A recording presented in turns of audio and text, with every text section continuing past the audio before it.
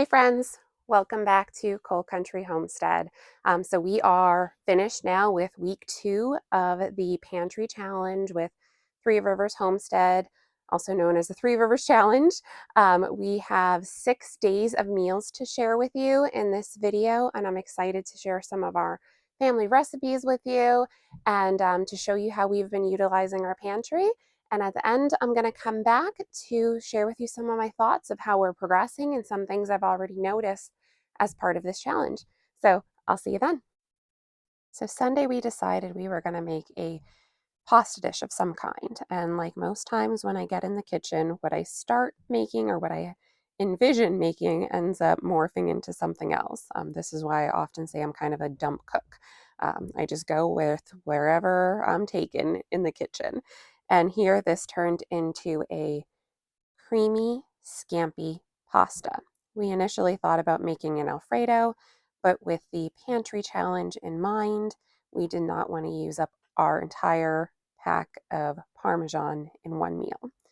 So I diced up some peppers as well as onions, and this chopper that I use here is one of my favorite kitchen tools. So to make this dish, after chopping everything up, you are going to throw in your pan a stick of butter and oil. Now, I, again, am making for 6 people and enough leftovers to have for lunch. So keep that in mind when I say a stick of butter. But like I said, a stick of butter. Now, I also included our garlic confit, which you see in the bottom right corner of the screen there. This is just such a good umami flick mix in for any dish. Also, some violet sea salt for the pasta water, and some Creole seasoning because you always want to season your pasta water for a good dish. But here you see me sauteing up those peppers and onions with the garlic, throwing in that stick of butter there in between, and just sweating all of the peppers and onions down, seasoning with some salt and pepper. This really doesn't require a ton of seasoning beyond salt and pepper and Italian seasoning I mix in with this, just because you get such good flavors from those onions, peppers, and the garlic confit. And a little adobo never hurt anyone. So some real good flavors, crushed red pepper to give it a bit of a kick. And then we let this cook down, do its thing, slowly mix in some heavy whipping cream, or really any type of dairy or non-dairy substitute that you have on hand that you prefer using to give it that creamy kick. Also, chopping up the chicken to mix in. We did not waste any of this grilled chicken. We always love that. Mixing in, incorporating the pasta. And I don't believe I captured it on video, but I always reserve some of my pasta water to bring any type of pasta dish together. So that you see that here, and then drizzle with a balsamic glaze. I love balsamic glaze. This was a really quick dish from start to finish. I would say that this took about a half an hour and it was a hit. We had this for dinner on Sunday night and then we used it for lunches the rest of the week throughout. Monday came along and I decided that I needed to make us a pantry beverage to have on hand. And this was my answer to that: blueberry lemonade. This used our blueberry syrup that we can. It ended up taking 2 half pints of the blueberry syrup along with lemon juice, of course, sugar. You can really do this to sweetness of your level, either sugar, a sugar substitute, or you could even make this with honey. It was a really nice, light, refreshing drink to have on hand. And also in this picture, you see that white pitcher. I had some unsweetened iced tea brewing there to have for the week as well. So all uses of our pantry items that we have on hand, and nice Sunday. It is still part of the pantry challenge, and tonight I am using up some jars. So I have diced potatoes here. I have 3 diced potatoes, and then I'm going to cook them in some broth here. And then to that, I have 2 jars of chicken soup that I made. So we are going to put those in. And then I have some random odds and ends in the fridge that I'm going to use to jazz this up. I have a little bit of corn salsa left, maybe a few chips worth of regular salsa, and I have a little bit of caramelized onion jam. So all of these are going to be combined into a delicious, flavorful soup. Well guys, I take it back. A child has come and stole the salsa, so there will be no salsa mixed in, but there'll still be lots of fun. So in yet another turn of events, the same child that came and stole the salsa said she wants pasta in the soup too.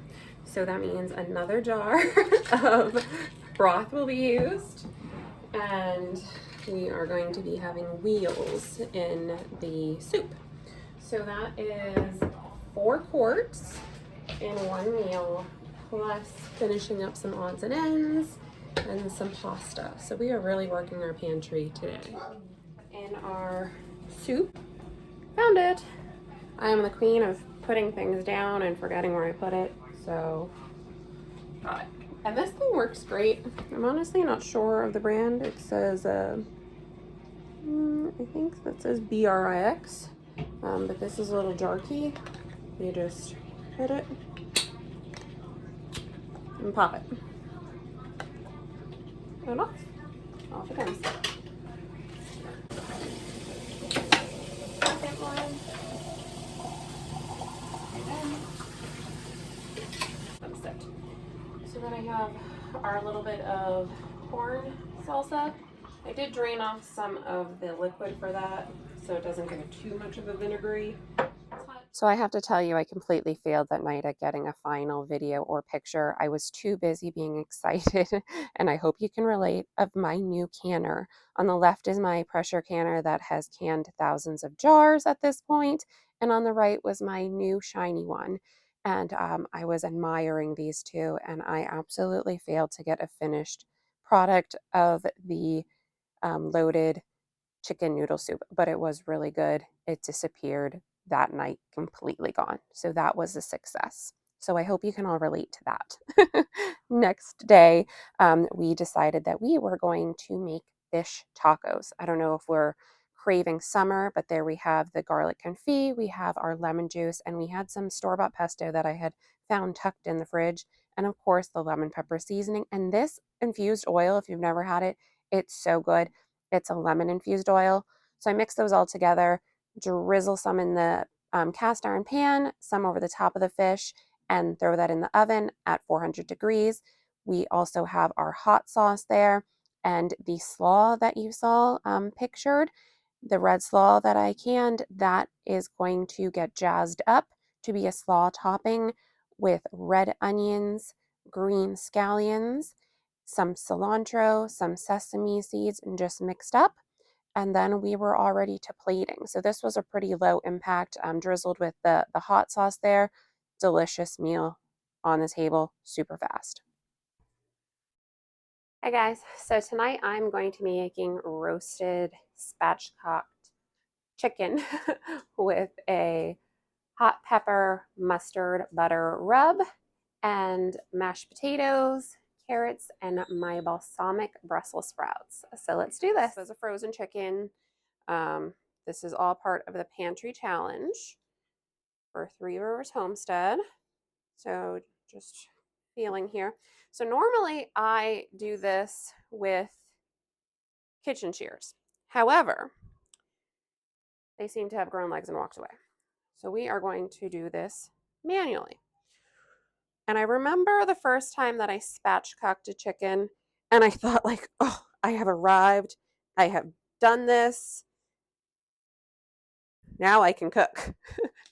And before that, I had thought that it was such a hard thing to do. But basically, the way that this works is that you are going to cut on both sides of the backbone. So honestly, that was more of a fight than I expected it to be. I definitely need some better knives. But you take the backbone out, okay? And never just waste this. Save it to be able to make stock with. bone broth, whatever you'd like to call it, but no reason to waste that. Okay. So once you do that, you flip it over, and obviously the breast is still intact. So you want to break the breastbone so that it can lay flat, just like that. To liberally coat this, and we're going to do both the inside and the outside. And I think I need a spatula. All right. So with a spatula, let's get this out of here. We're going to do the inside.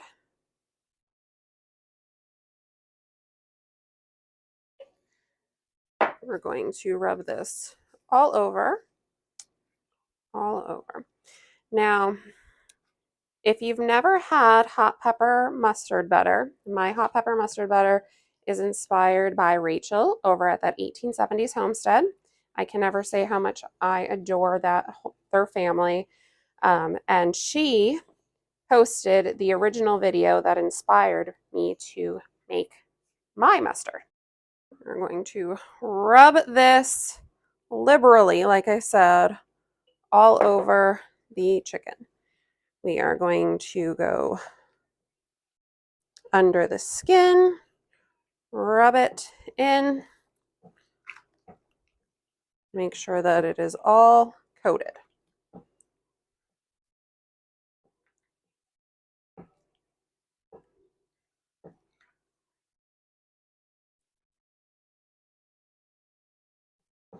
Coated real good. Okay. A little bit of this citrusy garlic seasoning blend as well. This is going to be like a flavor bomb. Okay, so there's that. So we are going to put this whole thing, this is a nice cast iron pan that I have. We're going to put this whole thing right in the oven at 400 degrees. I personally despise peeling potatoes. I love red skin potatoes and just making mashed potatoes with the skins on. And I especially like when we have our own potatoes.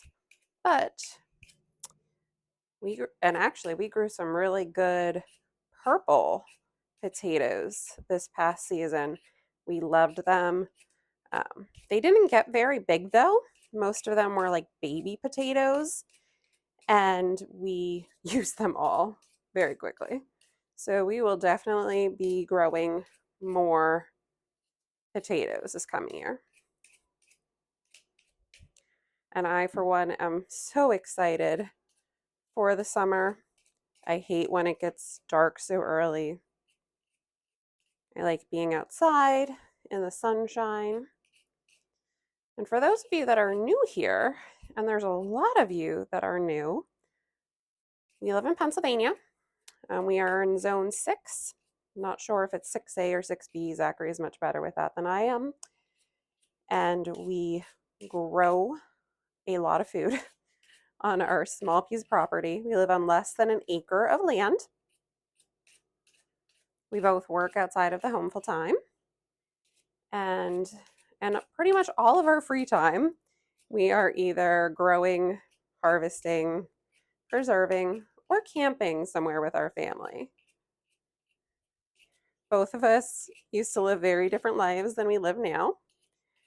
And that's really the beauty of what is our family and what you're going to see on our channel. I think we're very relatable.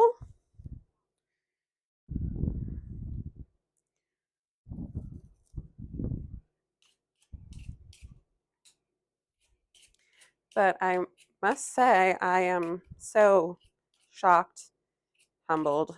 I know I've said this repeatedly, that so many of you want to spend some time with me and see what we're cooking, see what we're canning, and be part of our little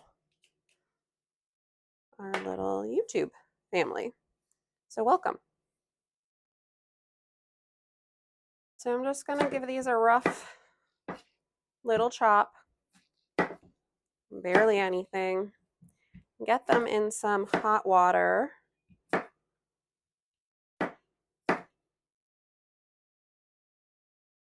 So I already have some water heating up, and going to toss these in there. So when I make mashed potatoes, I typically season the water that they're boiling in. So here I'm just throwing in some chicken bouillon, and that will, as they cook, absorb the flavor. Delicious mashed potato. So next, I'm going to go down to the pantry and grab some carrots and Brussels sprouts. Let's go. So probably 1 jar of carrots. And tonight we are going to try the Brussels sprouts. This is the first time that I will be trying these since canning them. I canned them now about a month ago, and we're going to see if we like them. So, all right, so for the Brussels sprouts here, I love that sound. We are just going to drain out that balsamic vinegar brine. Oh, they smell so good. I wish you could smell these. So this I'm going to try and reduce down to make into like a balsamic glaze. And these I'm going to put in the air fryer along with the carrots. Now, I don't know if you have an air fryer, but I love ours. I remember when we first got one, and I didn't think we would ever use it. I thought it would be a complete waste of money. And we are now on our second air fryer. The first one took its course and we used it heavily. So now we're on a second one, and we got a different style one now. We used to have the one that just had like the basket in it like most people have, but this one is actually more like an oven style. So I will show that to you. The carrots that we're having tonight are kickin' maple carrots. It's a seasoning blend that I have that I use to can these in, along with a little bit of citrus in there. And I'm really excited to try both of these. So let me drain this off.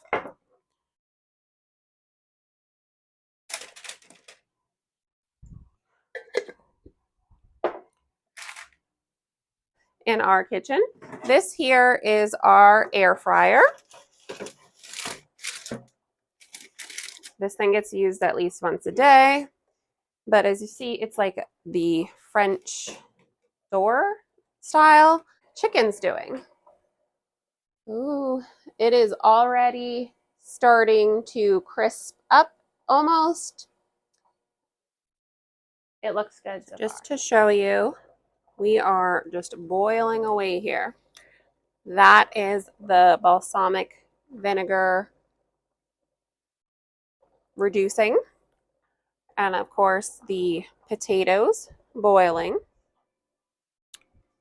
So there are the Brussels sprouts and carrots. And yes, they do look a little bit dark. Part of that is the balsamic vinegar. Mashed potatoes. Just going to mash these up.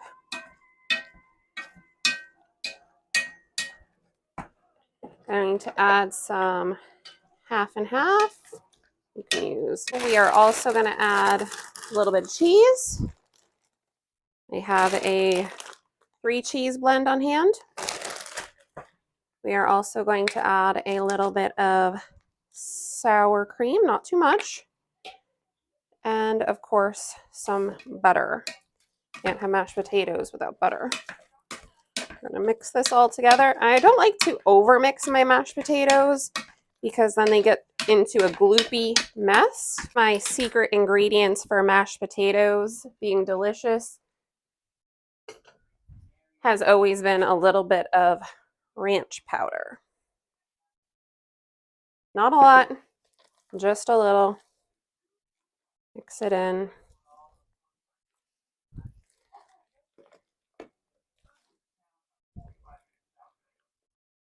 So mashed potatoes are done. Chicken is still finishing up.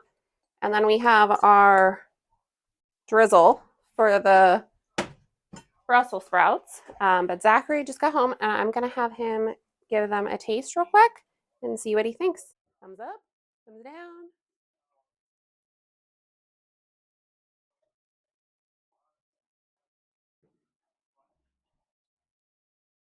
Do you like them? What is happening?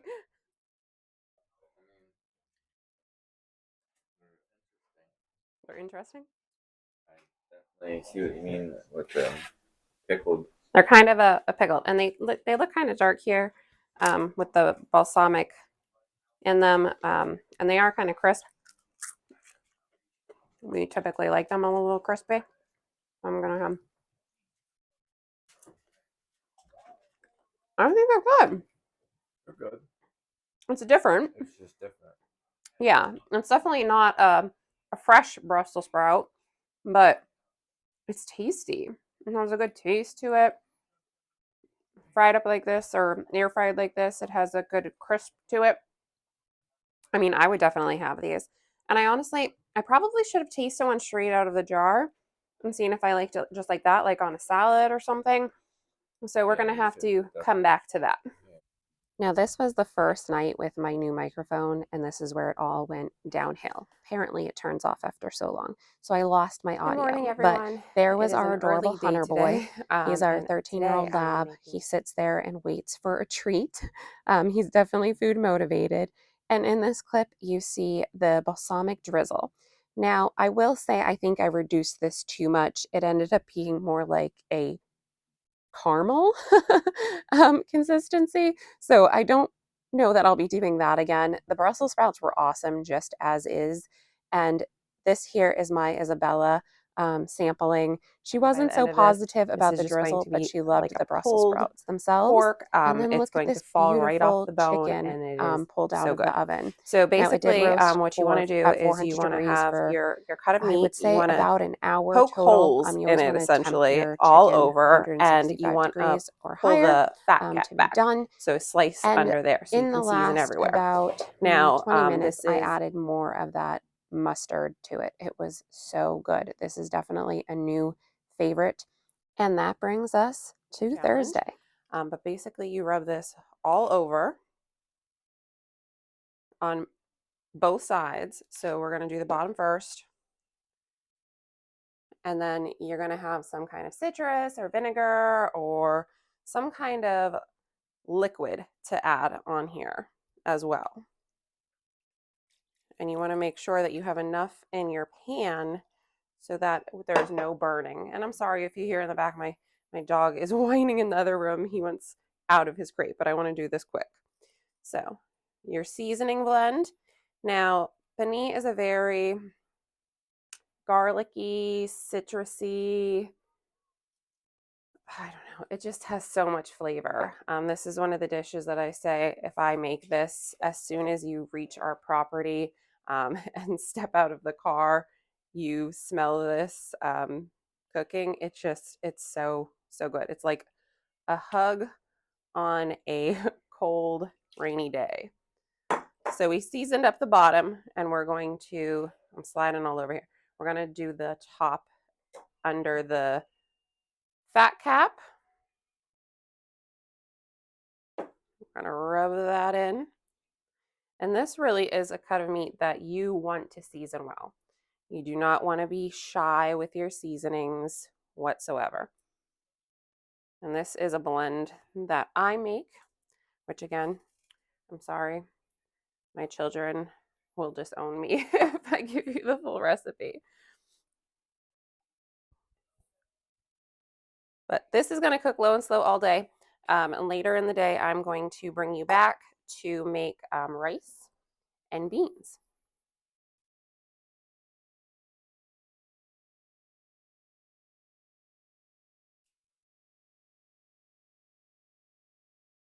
Now this also gets covered with tin foil, real sealed well, and then again, it's going to cook low and slow for quite some time until I can pull the bone right out of it. That's how I gauge when it's ready. So I'll bring you back then.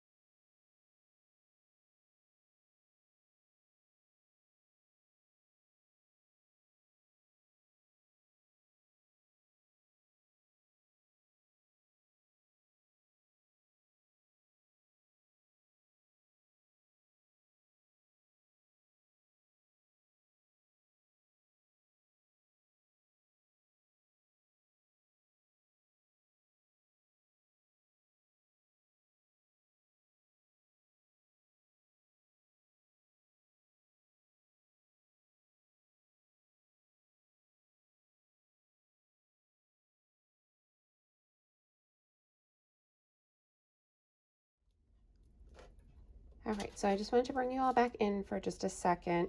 This has been cooking now for about 3 hours, and this is roughly what it should look like.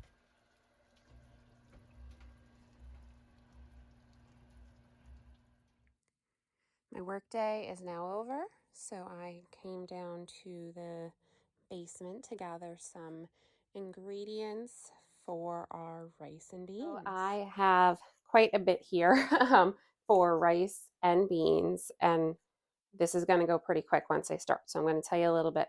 There's onions, there is tomato sauce, there is diced tomatoes with green chilies, tomato paste. One of the things I will never can because it just takes so much time and effort, and you can just get it in this can. I have some garlic paste, and then I have my seasoning blends I'm going to use, which these have pretty similar profiles. One has Sazón, garlic powder, oregano, pepper, and adobo. And the other has all of that, but it also has turmeric in it. So that's going to go in my rice to season my rice up. I have minced garlic. I have some more sofrito. I have here red beans, olives. I have some ham flavoring, and I have one of my salsas that I made. This is my, it doesn't have a label on this one. I believe this is my jalapeno salsa. This is very like fresh, almost like a pico style salsa. So I am going to use this in both things. So I'll take you with me. Let's do this. All right, so I think that this needs to come with a disclaimer in that I am definitely very white. I am not Spanish at all, so I wouldn't say that this is an authentic recipe. However, my children are definitely Spanish, and I have been around the culture for many years, and this is my take on it, my inspiration. So take that with a grain of salt, and let's get into this. So this is going to be for the rice. This is going to be for the beans. Both of these are very hot. This is the sofrito. You want to essentially saute it for a little bit for both. And this is the very last bit of sofrito that I have. So we're going to make the best of it.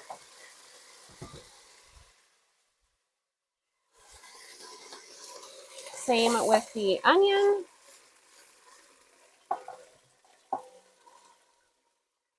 Now, if you don't have one of these in your kitchen repertoire, I would definitely suggest one. This is a nice little dicer that I have. I do have KitchenAids and I have attachments for them as well, but this is just nice and quick for doing 1 or 2 onions. Sweat these onions a bit. I already had in there my garlic infused oil. I'm trying a new angle, so I really hope that that everyone's able to see what's going on here.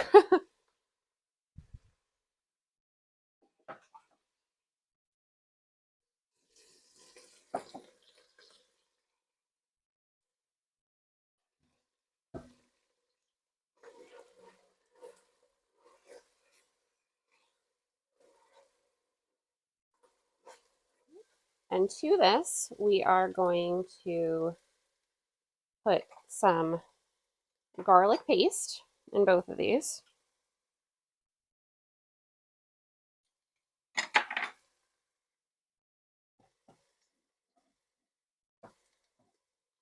For our beans, we are adding our diced tomatoes and some tomato sauce. I'm doing about 3/4 of the. Okay, so into our beans goes the ham packet. I like Goya's. I don't use this often, but it's good in here. So ham packet. And then we are going to we're going to bump the heat some. We are going to put our beans. And I don't drain my beans. I keep that liquid in there.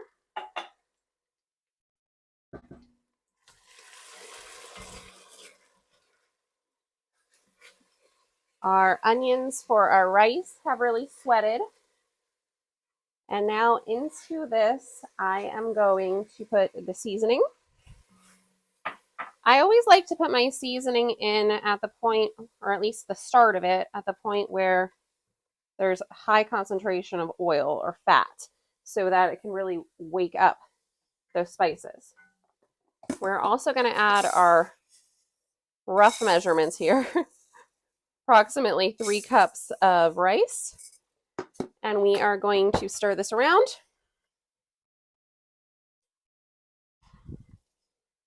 Now we are making rice, so we do need some more fat or oil of some kind in here. This is garlic infused oil that I made. It really gives it a nice touch. And basically what we want to do is kind of like toast the rice with those seasonings, and then we will add our liquid. I am going to mix in the seasonings. In they go.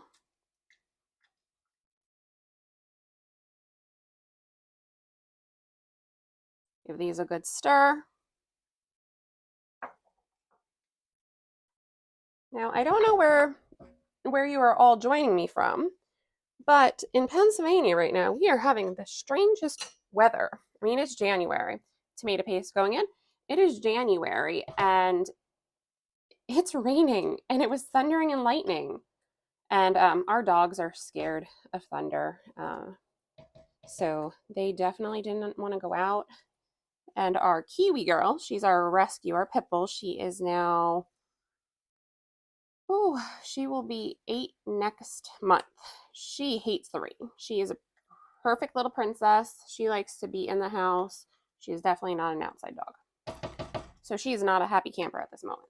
I am going to drain into it the liquid from the salsa. And then just a little bit of this is going in here. Just a small amount.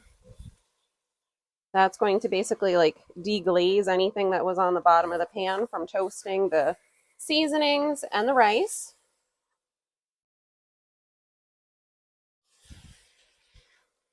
Is going into our beans. I had very little diced or minced garlic left, so that's going into the rice as well. Just put some water in there to get the rest of that out. So the beans are gonna kind of do their thing now. These cook for quite some time, just bubble away. Now that it is bubbling, I'm gonna turn the heat down to medium and put the lid on. Now I am making an extremely basic yellow rice to go with this. This can be jazzed up to essentially be its own meal. If you want to put meat or beans directly into it, you can absolutely do that. I am using broth for the liquid.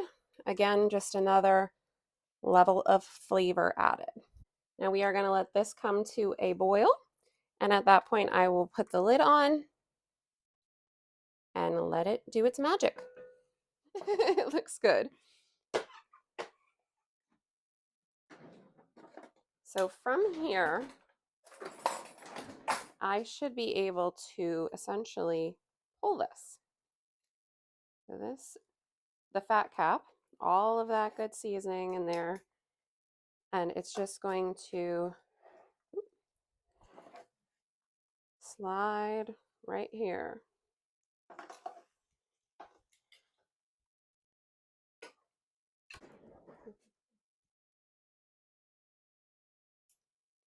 Now, as this is, you could serve it certainly right like this.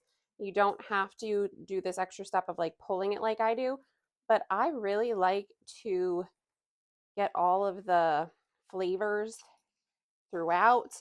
I like to mix it with all of that good seasoning and the juice from it cooking, all of that pan sauce, we can call it. And so I take the step of pulling it. But if you go to a restaurant where they serve panini, a lot of times you'll have it served to you just like that. Now, as I said about the bone, This is just going to pick right up. Look at that. Just falls apart. Now, once I do this shredding, right now the rice and the beans are cooking away. We have that in. I am then going to invest in something so that this doesn't slide every time I'm trying to talk to you. I am then going to put this back in and allow it to marry together a little bit more. Some people like to have the skin or the fat cap crisp up and eat it just like that. So this obviously makes a bluster. This is like a 12-pound piece of meat. When I purchased this, it actually was marked down. So it was marked down to like $5. It still had this sticker on it when I pulled it out of my freezer. But I'm going to throw this bone right in with the beans for some extra flavor. All right, so I also decided I am going to make some tostones. And what tostones are twice fried plantains. And it's green plantains at that. Now these look very similar to bananas. Definitely not a banana, not even close to the texture of a banana. But with these, they're a little harder to peel, obviously. But when they are green, they are not sweet at all. When they are yellow, and these are already getting to be a little bit more yellow, these would be consumed a different way. They wouldn't be twice fried. They would be cut into bigger chunks and fried once. And then those would be a sweet amarillos, which basically translates to yellow. But they are also very good. I like the twice fried plantain tostones. And I make a pretty good sauce to go with them too, which is really just a basic concoction. But my kids have always liked these. They typically enjoy the smashing of them. And maybe I'll get one of them out here to do that. We'll see. They're currently working on homework.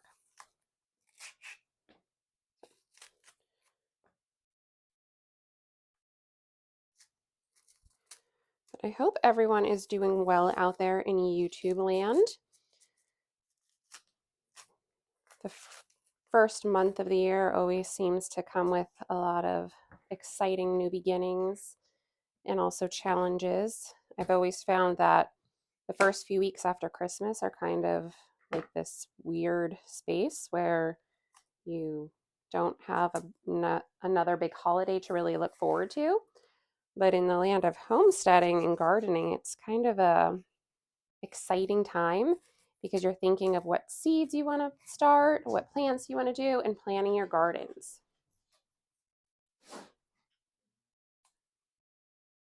Zachary is home and he just went upstairs to shower and is now back. So I'm assuming that you're probably going to hear the stampede of doggies coming through. It's their dinner time too.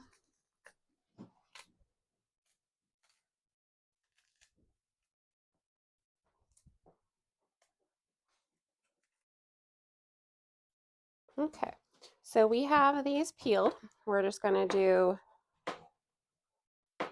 sections, and everyone again has their own way of doing this. This is my way.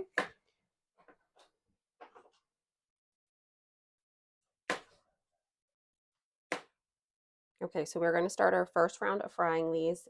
I'm just doing a shallow fry because, well, I just don't like dealing with oil. So you want to make sure that you see bubbles as you are putting them in. Make sure that your oil is hot enough. You can even check with a thermometer, even a meat thermometer, how hot your oil is. But this is looking good. So I'm going to bring you back when these are processed. I want to show you all how beautiful this rice has gotten. This is how they're going to look before you pull them all out of the oil for the first time. Just slightly browned, and I got to get them out of there. So hold on. All right, so this is my oldest, Angelina, and as soon as she walked downstairs from doing her homework, she said, I knew what you were making. So she, of course, wanted to jump in and show you how to do it. So go for it. So you grab your can. And it has to be a can. It has to be.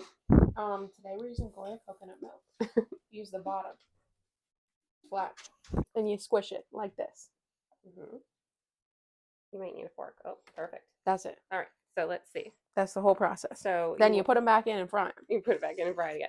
So you want it to look like this, and this is very hot. But basically, you go through and you squish them all, and she is going to do that right now. Haven't had these since I was a young warthog. Do these bring back good memories for you?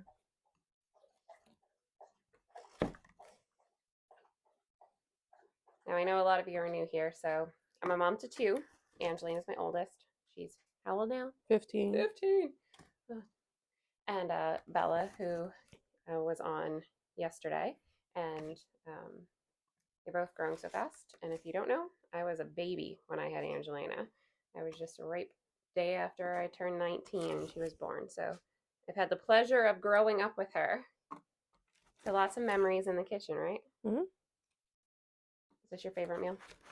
Yeah. And what do you think of Penny? Love it.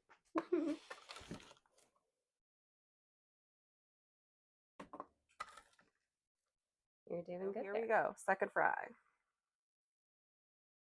I don't suggest using your fingers like this because most likely you will burn yourself. And there went that can of coconut milk right on the floor. She washed it to put it away and she just dropped it. So you're going to fry these until they're nice and crisp. Years ago, I used to like going to a restaurant called Bahama Breeze. I don't know if anyone's familiar with that. I don't even know if they serve it anymore.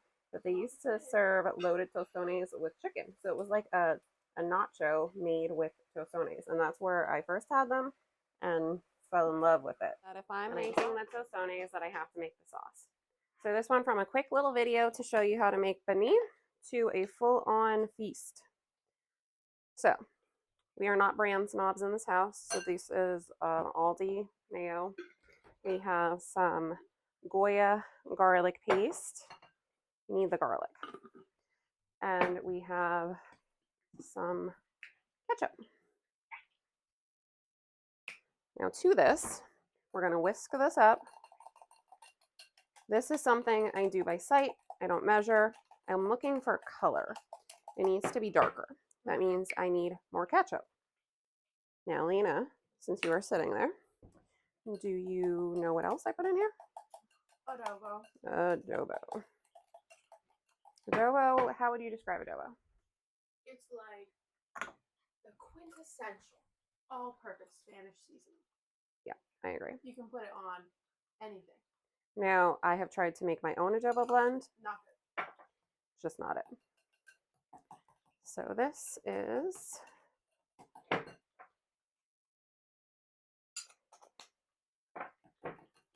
and what would you call this sauce? Mayo. So pulled these from the fryer. I am going to put them on a paper towel lined plate to take off some of that extra oil. And while they are still hot, they need a dash of what, Lena? Adobo. Okay. So as you see, this is definitely a family's, one of our favorite meals. And my cooking is always my love. So this is a love letter to my girl. I can't plate this without showing you just how delicious this looks. All of the flavor in there. Looks so good. All right, so this is how I plate mine. Rice, beans on top, tostones, penne, and then you gotta give it a little drizzle of the sauce. Good, Lena? Angelina helped, so she gets first plate. There it is. Thank you for watching. And I think this turned into its own video, so I will have to post that. So I'm sorry I couldn't share with you an exact recipe for my penne, but I hope that you got some inspiration from this. There are a lot of amazing recipes that you can find online to get you started if it's something that you are interested in making. The real key to this is to make it low and slow, and that special ingredient is always love.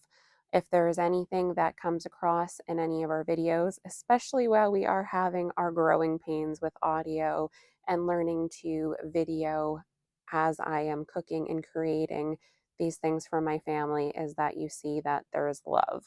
And love to me is always the special ingredient that you can't buy at the store. So I hope you enjoyed watching that. It ended up being a lot more of family involvement in this video, and they definitely enjoyed that panini. And that quickly, it was Friday. The week flew by. Guys, it is Friday night. The work week, at least, is over. And tonight's dinner is going to be pretty quick. If your family is like ours, we get tired of leftovers instantly. So I am jazzing up tonight last night's pork, making some quesadillas. So this is really easy. I heat up the pork or whatever meat, heat it up in the microwave. This obviously is our pork from last night. Get your pan nice and warm, put your tortilla in there, some cheese, and you can make these as simple or as complex as you like, of course. I just have some cheese. I'm putting some red pepper relish in here. This is a sweet red pepper relish that I can. So definitely some pantry items, and of course leftovers. Got to use those up. Everything's so expensive nowadays.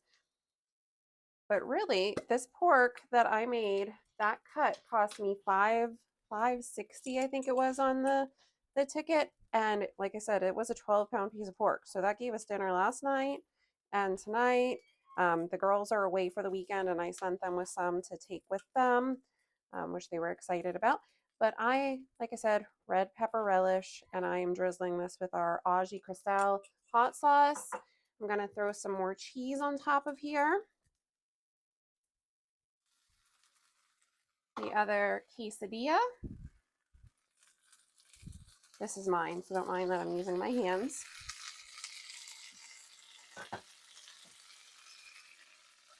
And I am just going to put just a little bit of butter on here. It's cold in here. My butter's not as soft as it normally is.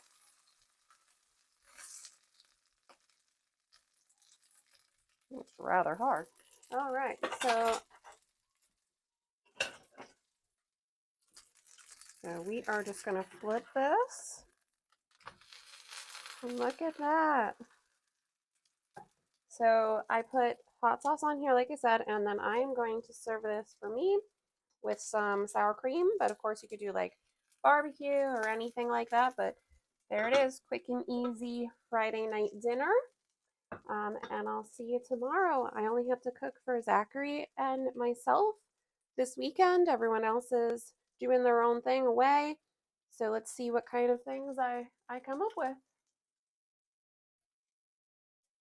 See you Saturday. So let's talk thoughts so far on our escapade into the pantry challenge. It has been a lot easier than I expected to this point.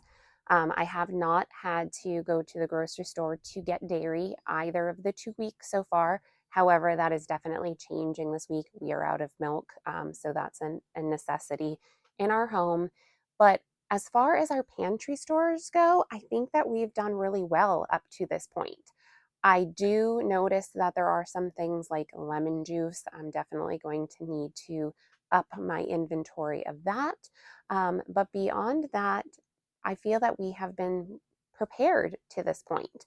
Now, I'm going to ask for everyone's feedback. If you can share with me, if you haven't already watched my full pantry tour, I definitely suggest that you go watch my full pantry tour.